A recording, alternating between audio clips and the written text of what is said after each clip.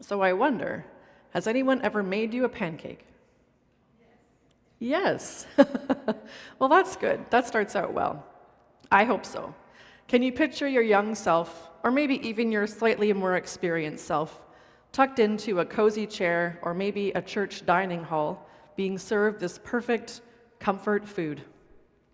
If you bring to mind the thought of pancakes, it involves all the senses. Maybe you can picture the steam, you can hear the sizzle in the frying pan, you can notice the sound of the stream of the sweet syrup, touch the pillowy softness, and of course, wait for that taste. In our house, until we were taught how to make it ourselves, Mom made the pancakes, and Dad always made sure our house at the farm had a supply of maple syrup always on hand.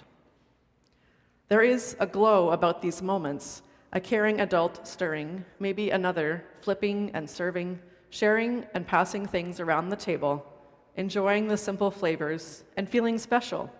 Maybe you feel the light of love around you, and there is safety and love and care in that ritual.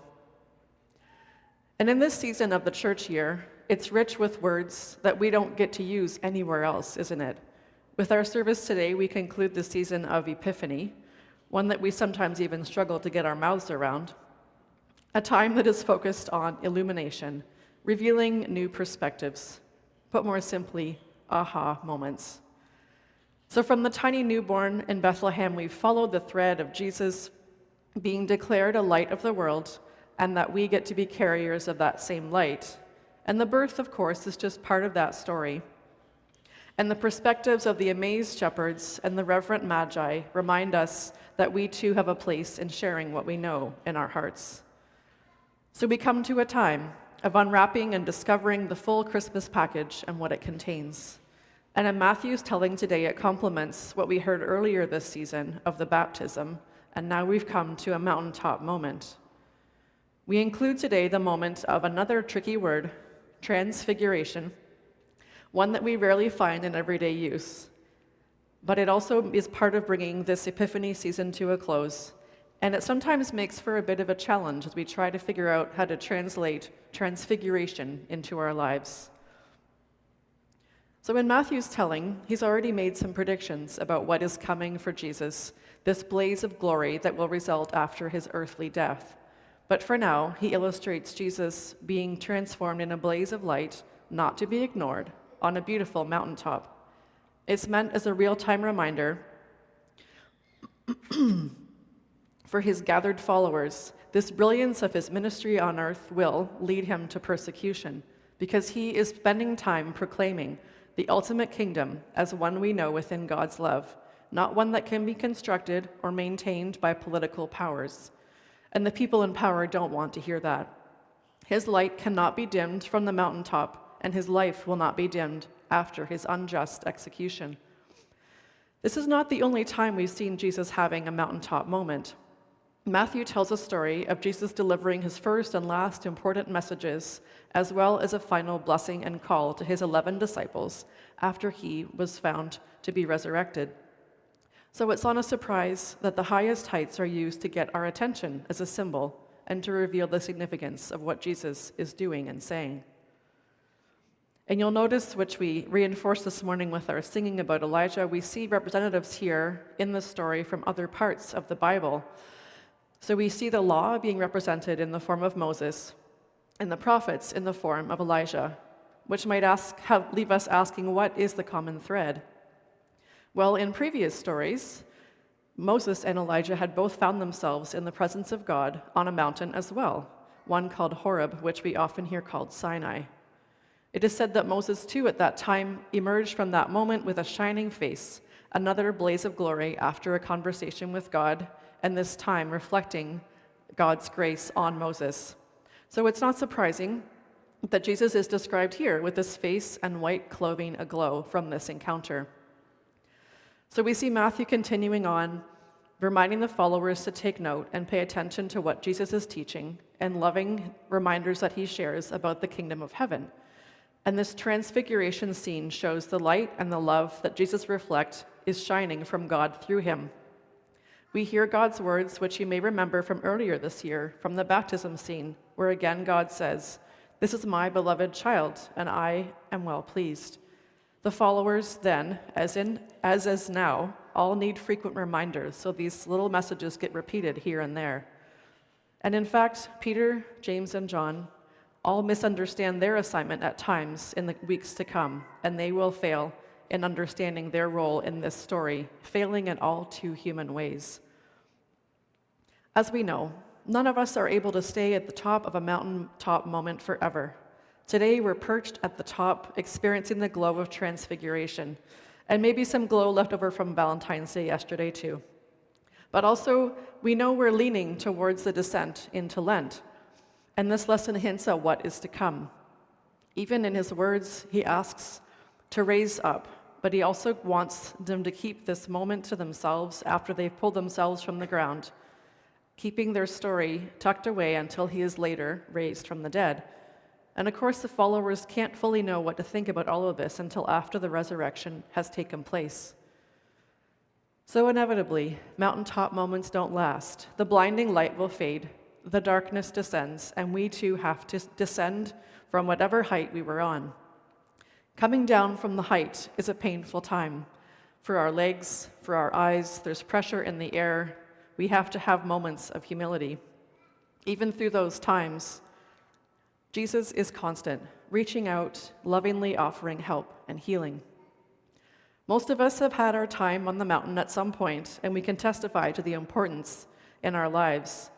That time when we felt special or amazing, the time we felt noticed, the glow of feeling on top of the world. That special achievement in school, maybe becoming a parent, maybe paying off the last of that scary chapter of debt, or celebrating a difficult recovery, maybe climbing an actual mountain. But inevitably, we all have also had to return to the valley. A job loss, a broken relationship, or a season of doubt, a scary diagnosis. Uncertainty in general definitely feels like a valley, full of shadows. At both places, and all those times in between, Jesus is there, lovingly reaching out to us to raise us to life again. So as we prepare ourselves to leave this dazzling light and climb down from the mountain of Epiphany into the shadows and uncertainty of the Valley of Lent, we have a day ahead of us that helps us do that and take stock, clean out the pantry, so to speak, and combine the best and simplest ingredients, breaking bread together. Milk and eggs, flour and oil, and a few other touches, and hopefully some maple syrup for sweetness. Of course, we know Shrove Tuesday. All of this to symbolize the next season, our 40 days and 40 nights, reflecting on the sacrifice and the sacrificial love that Jesus displayed as he lived in service to others. We don't always practice in our time the extreme of fasting, but we can mark this time to do without some of our luxuries and our habits, or set aside a time of cleansing and purifying, so to speak, as we wait. And it's not every year that we have Valentine's Day and Shrove Tuesday this close together, so it seemed to me a good time to connect between the humble pancake as a symbol of love in our lives. I wonder if anyone has heard about the 5 love languages before. We can't always bring them all to mind right away without doing a little bit of research, so I'll help with that a little bit. But I didn't realize until I did some more digging around that these 5 love languages came from a pastor. This minister named Gary Chapman brought them together in 1992 when he wrote about them. They describe the key ways that people can express and receive love. So we have words of affirmation, quality time, physical touch, acts of service, and receiving gifts. It's based on the idea that all of us are kind of built in with a primary language or a style for our relationships. So knowing this is important about knowing ourselves and how we relate to others. And it was what Pastor Gary called being ready to have a healthy emotional love tank. So if you think about the words of affirmation, that might be using those caring words to build up other people with compliments, words of appreciation, just that genuine encouragement. And for quality time, you know those people who will give up anything to take time to give you their undivided attention, time to have a focused conversation or share an activity. And physical touch is an easy one to see, and it's where people use physical contact to convey their affection. Maybe it's holding hands or a high five, a hug or a kiss for those who are closer, or a friendly pat on the shoulder. Acts of service is one where those people you know who will do something thoughtful or generous that you know the other will appreciate, maybe a chore or an errand or a helpful gesture. And of course, receiving gifts. Those people who always make it work to find the time to buy or make something that will be a meaningful gesture or a token or a treat to show they are thinking of the other person. And since we're thinking about Shrove Tuesday coming up, I thought we would just do a little minute on how we would use these love languages when we're thinking about pancakes. So if your love language was trying to convey words of affirmation, maybe you would say, "Your pancakes are delicious." And if it was an act of service, maybe you could say, "Here, I made you pancakes." And receiving gifts, maybe it's someone who pulls all the parts together and says, "Here, I made a kit of pancake ingredients and toppings." Or quality time might be, "Let's go out on a pancake date together." And for physical touch, we could say, "Let's wrap each other up in a warm hug, like a crepe or a rolled up pancake." The really cool and sometimes tricky thing about humans is that we're all unique. And so it takes some discernment and thought to figure out which love language connects to our style the most closely, but also, more importantly, how we connect to people around us. It doesn't need to be in a romantic situation. It's actually more important to understand these factors for everyone around us. Maybe working with siblings, discussing with workmates, getting along with congregation members. Probably even our pets would appreciate us paying attention to their style. And doesn't it all go back to the golden rule that Jesus taught so aptly, to love others not only as you love yourself, but maybe even one step better, to love others in the way of their own language. And of course, we can picture Jesus finding ways to approach those he cared for and served, mindful of meeting them where they were in their life, not requiring them to behave or speak or approach him in a certain way. Those who sought healing touch, he offered. Those who needed encouraging words to shore them up, he spoke them. When the little children wanted to be close together and feel his warmth, he warmly invited them in. When broken systems required him to take a stand, he took the time to flip a table. He made time to make people be seen, and he let his love speak in actions and approach to those he encountered. So it's worth considering how our efforts to connect in our own acts of local ministry, be they words or service, time or gifts or touch, may bring light and life and love to those around us. But also, as much as we may enjoy being the one who gives, there is also a gift in allowing others to love us, to pour into us, to allow them to share their own gifts and care into our hearts. Last year, during Lent, my dad had a sudden and serious illness, and during this time in the valley, we faced a lot of sadness and doubt, and we were shored up by many prayers and so many helpers. And the day after he died, we had a small gathering of family and neighbors supporting us. And as people do, they show up in the way they love. So as juice and milk and eggs arrived at the door, we knew what to do. We feasted on the ultimate comfort food, pancakes. So through our tears, but also our laughter and memories of so many beautiful, shining mountaintop moments, and we found our way back to love and to light in that dark valley. Sometimes all you need is love and pancakes.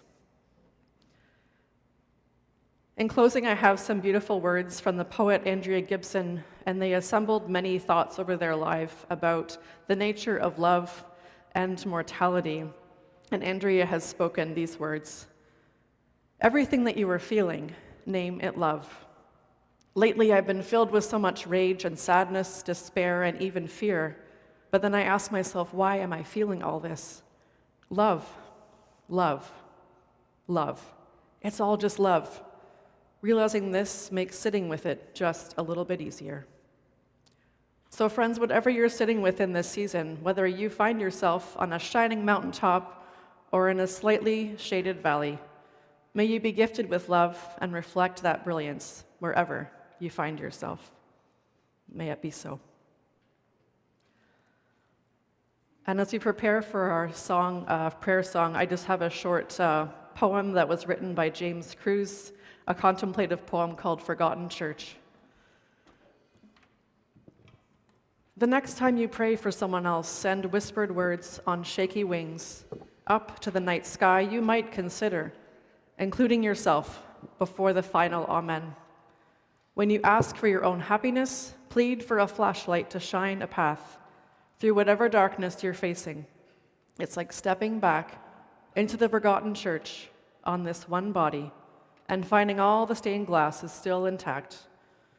Every pew dusty but undamaged, just waiting for you to sit here again in worship, to sing praise of the actual heart that's never stopped working for you, resting only in the slimmest of instants between the beats.